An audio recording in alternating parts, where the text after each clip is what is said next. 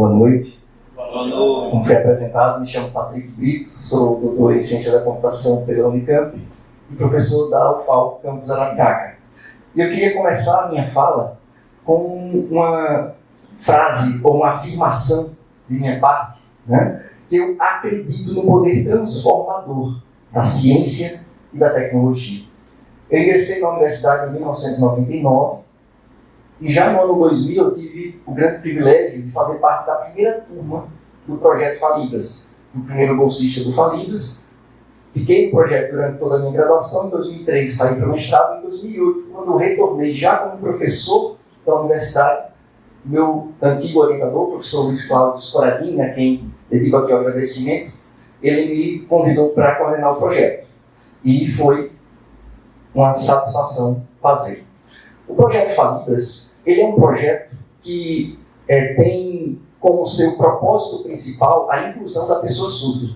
Né? Dentre os vários módulos desse projeto, eu vou enfatizar aqui dois deles só para ilustrar, porque o Falibras é uma ferramenta que utiliza largamente a inteligência artificial, que é o tema principal dessa provocação minha. Então, dada a necessidade de interação, o Falibras realiza tradução, o módulo tradutor e o módulo também sinalizador da língua de sinais. Por que usa inteligência artificial? O que é inteligência artificial? A inteligência artificial consiste em utilizar um software, um computador, para desempenhar uma tarefa que normalmente é atribuída à inteligência humana. Então, por que envolve inteligência? Imagine a tradução dessa frase: sujei a manga e o colarinho. Aí envolve um raciocínio para transferências sintáticas, para saber qual a localização de cada palavra na língua destino, que é a língua brasileira de sinais. E além disso, resolução semântica, para saber que essa manga não é a fruta, é a manga da camisa, né? Por exemplo. E também, além disso, recentemente o Falibras acrescentou mais um detalhe para tornar a expressão facial mais natural. Porque a expressão facial para a pessoa surda é muito importante, é como a entonação quando estamos falando. É muito difícil falar com um robô porque a entonação é constante. Não é? Então, para o avatar não ficar com esse ar de robô chato, então nós acrescentamos emoção. Então, há uma análise de sentimento na frase, e essa frase foi detectada pelo Falibras, por exemplo, com 92,30% de sentimento de nojo, 4,9% de raiva e um pouco de tristeza também. Né? Então, a combinação desses sentimentos resulta nesse rosto parecido com um nojo, meio com medo da sujeira da manga. Né? Então, nós precisamos saber que não temos que ter medo da IA. A inteligência artificial é uma ferramenta e precisamos encará-la com naturalidade. Quando eu preparava essa apresentação, eu lembrava do meu primeiro contato com a IA, no primeiro ano da faculdade. Eu fui para um evento no Cefet, né, hoje IFAL, lá em Maceió, o Infovia 99, e um renomado pesquisador, né, o Valdemar Setzer, já aposentado hoje na USP, ele dizia que a IA deveria ser a sigla para imbecilidade automatizada. Eu estava sentado, por coincidência, do lado do meu professor de introdução à computação, que eu sabia que seria meu professor de IA. Toda a turma olhou para ele. Ele ficou todo sem graça, mas isso foi bom, porque gerou aquela curiosidade de um diálogo. E nesse diálogo, tudo foi esclarecido, e hoje eu entendo a visão do professor Valdemar Setzer. Inclusive, quando eu falo para os meus alunos de introdução à computação, eu costumo dizer que o computador é a máquina mais previsível que existe. Na linguagem do Valdemar Setzer, mais imbecil. Né? Mas assim, essa previsibilidade é acompanhada de duas grandes virtudes, ou três grandes virtudes. Né? O computador é extremamente rápido. O computador faz cálculos matemáticos precisos. E o computador consegue entender uma lógica, uma descrição de passos lógicos, que são os algoritmos. Então, o papel de um desenvolvedor de software, basicamente, é responder essa pergunta: como instruir o computador com a minha inteligência? A inteligência é humana, mas o computador consegue reproduzi-la, repeti-la de forma muito ágil. Né? Então, para responder essa pergunta, a gente fica agora na dúvida: se a inteligência está no software de um ser humano, como isso foi possível na década de 90? O IA, o Deep Blue, da IBM, venceu o maior enxadrista de todos os tempos, o russo Kasparov, que nunca perdeu uma partida oficial para um ser humano. como é que perdeu para um software que foi construído por um ser humano que provavelmente nem joga bem xadrez? Né? Por quê? Porque a inteligência artificial utiliza uma abordagem chamada de aprendizado de máquina, o machine learning, que aprende com dados, inclusive dados do próprio Kasparov, dados de jogadas do próprio enxadrista. Então ele perdeu, na verdade, provavelmente para si mesmo. Né? E também uma questão de foco, como nos diz Daniel Kahneman, que é um psicólogo e economista, mas ele ganhou o Nobel em economia. Né? Ele diz que, na verdade, o ser humano tem dificuldade de tomar decisões arriscadas, porque não consegue lidar com muitas variáveis concomitantes ao mesmo tempo. Né? Na verdade, acredita-se que de 7 a mais ou menos 2 variáveis. Né? Então, entre 5 e 9. Né? Um gênio, digamos assim. Mas uma partida de xadrez tem muitas nuances, tem muitas jogadas possíveis, muito mais de 9. Então, isso gera dificuldade de raciocínio imediato, enquanto a IA não tem esse problema. Né? A IA, hoje, tem alguns domínios bem consagrados, bastante populares, como, por exemplo, a tradução automática. Quem nunca usou o Google Translator para fazer o resumo de um trabalho, né? Ou análise de sentimento, no caso, para identificar tendências nas redes sociais. Estão falando muito da marca, mas estão falando bem ou estão falando mal? Né? Então, é uma análise de sentimento do conteúdo das palavras. Geração de texto, daí o nosso ChatGPT, né, o Gemini, que é a solução do Google para competir com o ChatGPT, são soluções da inteligência artificial bastante utilizadas. E a gente precisa conviver com elas de forma positiva. Análise preditiva. Né? Quem nunca se espantou a primeira vez que usou o Waze? Né? Olha, ele acertou a hora que eu ia chegar no IFAL. Né? Percebe? Né? Por quê? Porque ele tem uma análise preditiva que tem uma margem de acerto impressionante. Né?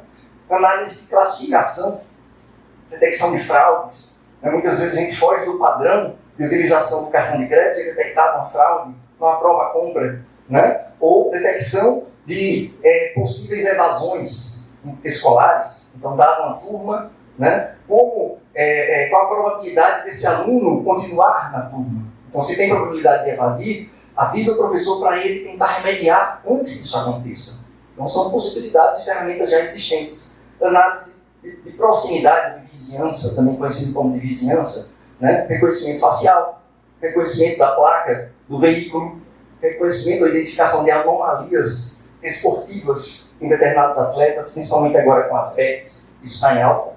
Né? Também temos isso tudo, mas se eu disser que isso tudo é apenas o início da IA. Nós ainda estamos na primeira fase da IA, e são esperadas 3 fases para a IA. Então, a inteligência artificial ainda é considerada a inteligência artificial estreita ou fraca, a weak AI. Então, essa primeira inteligência artificial é a inteligência artificial focada, onde eu tenho um foco específico em uma inteligência específica. O ChatGPT só sabe gerar textos. O Big Blue, ele só sabe, digamos, o Big Blue só sabe, na verdade, jogar xadrez. O Big Blue não faz mais nada. Então, é uma inteligência específica. Quando a gente for para a inteligência forte, é o que a gente chama de uma inteligência generalizada, generalista. Então, essa inteligência vai, na verdade, permitir a interdisciplinaridade, a conversa entre as inteligências, para assim chegar na superinteligência artificial, que é quando uma inteligência artificial consegue criar novas inteligências. Então, só para ilustrar um pouco da superinteligência, vamos falar primeiro da superinteligência humana. Então, imagina uma engenheira, né, se ela desejar também ter outra profissão, fazer análise de sistema de informação, ciência da computação, medicina, ela pode? Pode sim ou não? Pode. Alguém que fala mais de 2 idiomas? Seria uma superinteligência. Né? Agora, isso é possível? Porém, existe um pagamento por isso, um tempo, um esforço, uma dedicação. Né? E essa dedicação custa. Agora, para a inteligência artificial, o ponto forte do computador é o tempo. Então, seria quase que imediato, bastando ter dados sobre a inteligência simultaneamente. Existe um pesquisador chinês, atual, moderno, inclusive já palestrou no TED, que é o Kai-Fu Lee. Né? Ele escreveu um livro que são os superpoderes da IA. E ele classifica esses quadrantes, deixando claro qual é a vocação principal da IA. Dados dois nichos de problemas como otimização e criatividade e a necessidade ou não de sentimento, ou o que ele chama de compaixão. Então, o foco da IA é no foco, digamos assim, otimização sem sentimento. Precisou de sentimento, eu vou sempre precisar de um ser humano, seja apoiado por IA ou não. Isso é importante. Agora está explicado por que o Kasparov perdeu.